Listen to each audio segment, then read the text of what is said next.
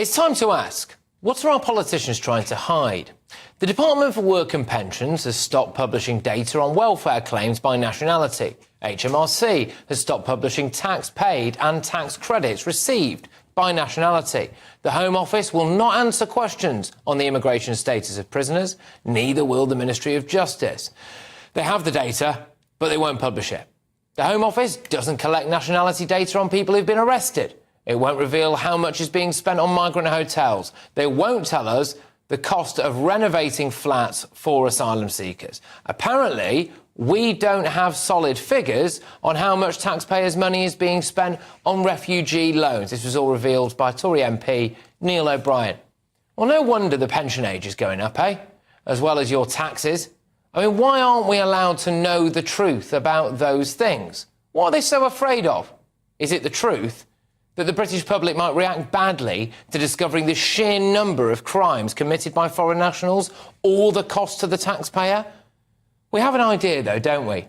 You know, there was no growth in our economy in July, and yet we continually get pumped with mass migration. I'm just going to pose this question. If migration makes us richer, why are we getting poorer? Our politicians can't just lie to us and hope we don't kick off. If the truth is so bad that we might protest if we knew about it, then maybe they should do something about the problem, instead of covering it up. Let's get our thoughts from our panel this evening. Director of the Popular Conservatives, Mark Littlewood. We've also got businessman and activist Adam Brooks and journalist Nina Mishkov. Adam, I'll start with you. Why do you think they are making it so difficult to get these figures, or in some cases just actively refusing to give it? As you said, they know we won't like what we hear.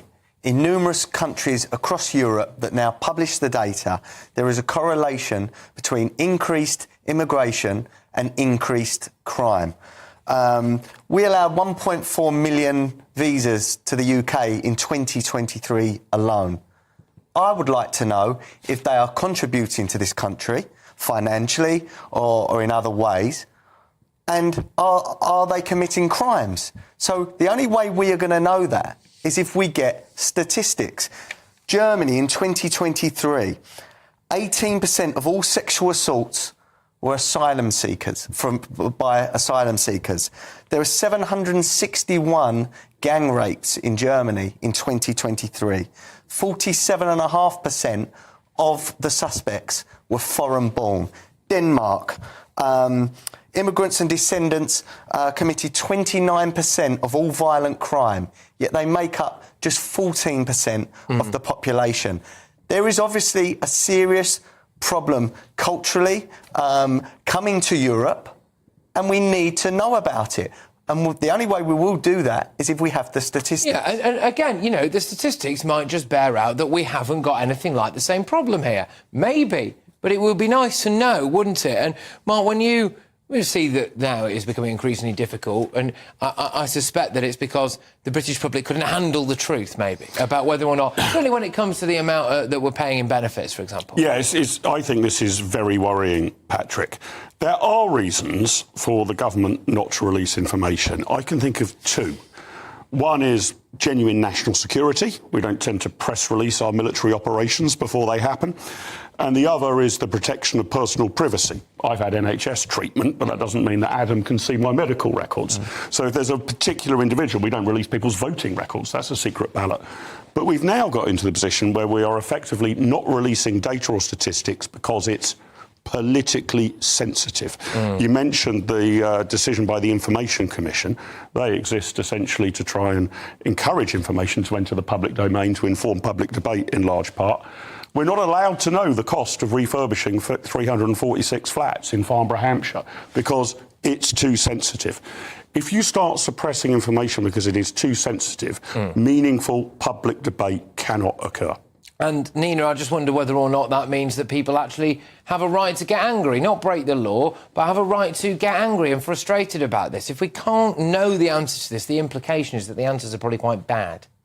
Well, I think there are two crimes in this regard. One is I'm a firm believer in truth and transparency, and I, too, would love to live in a world where we were given the information that's there, because obviously they have the data.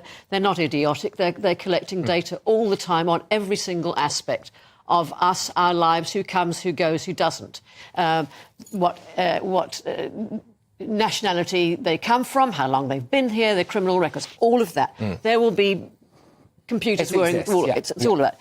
But the second negative aspect to this is the fact that it's felt that this must be kept from the public. And the only reason I can surmise, as you alluded to, was the fact that this might cause problems. And I think this is a very regrettable situation, because I would like to know what facts there are. But if we go back just a couple of months to see what happened when one misplaced, complete lie caused riots, and all the trouble that ensued, and it wasn't a government statistic. It wasn't something in the mainstream media. It was something on social media. All the more reasons to reveal the truth. Well, this was just one case. I agree. I would like to see the truth, but it is a dreadful situation when facts that might not correlate with what people want would set things off. I get that. I do get that. But then my take on that will be, we'll sort the problem out then, and then there wouldn't be... Yeah, I mean, we're almost only a few steps away from the insanity that prevailed in former communist countries in Central and Eastern Europe, where the state decided it would be a good idea to lie on the weather forecast in order to try and keep people happier. Don't actually tell people what the weather forecast is. That might make them a bit miserable. Tell them what the weather forecast like That is a good point, because in those countries, people could go outside and see for themselves that the weather forecast they were being told on the television was not the reality. And it feels like that now in Britain, doesn't it? It does. But what you seem to observe, which is obviously typically anecdotal, but if you combine a good number of anecdotes, you get a data set. What people seem to observe doesn't, in their mind, fit with the facts, and then the government says, we're not going to release the facts.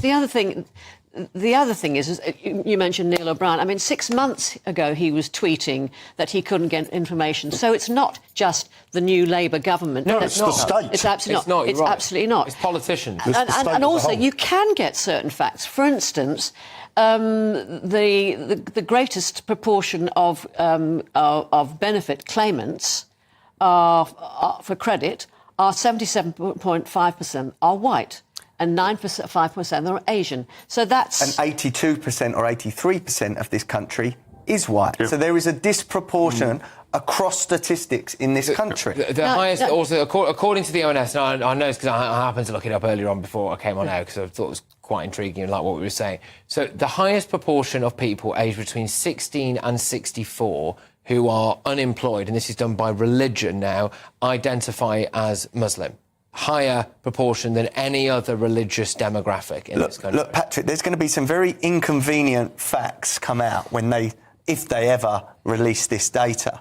You know, the German stats, 75% of German asylum seekers are men under 35. Yet when someone like me points out that most of the asylum seekers coming across the channel are men, I have people like Nina and people on Twitter tell me that I'm lying, and they're not. Not saying but we have eyes. No. I understand that. I'm not saying that. And we discussed this last week. Of course, there are women and children. Sadly, a pregnant woman and 6 children. Now, the thing is, if you are in a war-torn country and your route to safety is through many other countries, that's a very difficult. I don't leave my family in a war zone. Excuse me. I stay here and I protect my family. Well, that's you. No. You're not in a war-torn. You're not in a war.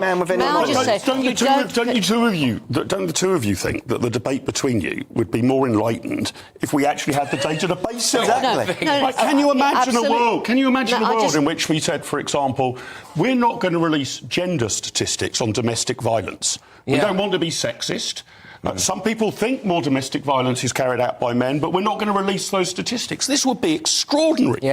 And it is almost, it's becoming increasingly difficult to have these debates because there isn't the data to base it on. That's not Adam's fault. My point being, Never mind what you would do, and you're better than everybody in your own eyes, so let's just keep it like that.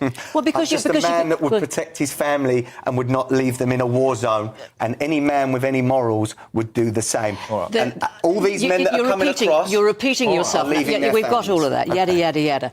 Now, what I was going to say was that if you have a situation...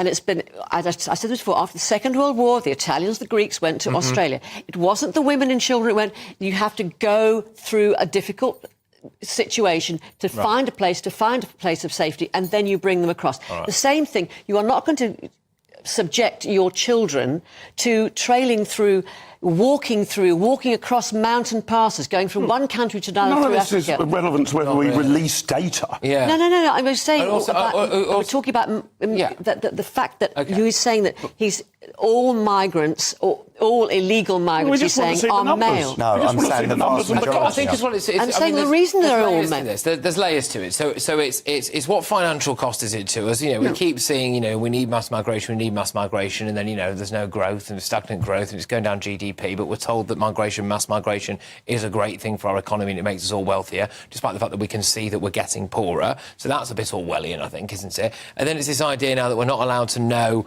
what the crime rates are, what are arrests by nationality, what's the benefits and welfare state like by nationality. You know, in a society, I think, where we go out and vote all the time, and it's a supposed democracy, why can't we know that? The number of migrants to this country who have contributed so much far but we don't know that, do we? outweigh. No, we're talking about migrants, the Jewish migrants in the 30s. I don't disbelieve you, Nina, but it'd be really nice. That is your opinion, and my opinion is different. No, I'm talking about Jewish migrants in the 30s. Hang on, Nina, if this was true... What about the Eastern European migrants? I'm just doing the basic maths here. If that is true, then how do you rebut Patrick's point? Why is GDP per capita falling? GDP per capita, the average income of the average person is going down.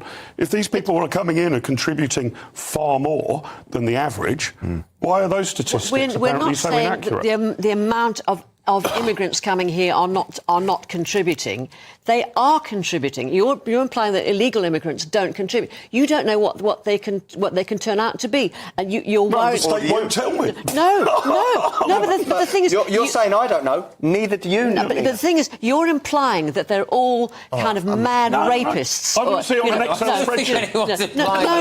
No, but you're also mad rapists. That's what we're saying. I'm just giving you some alarming statistics from other countries that many of them are. The point being, many of them can, in a few years' time, turn out to be a cancer doctor who could save your daughter from breast cancer. Absolutely. You don't know that. OK, all right. But we all agree, a nice point of agreement, it would be nice to have the numbers. Exactly. That's what we all was a shared I agree. point. Good stuff.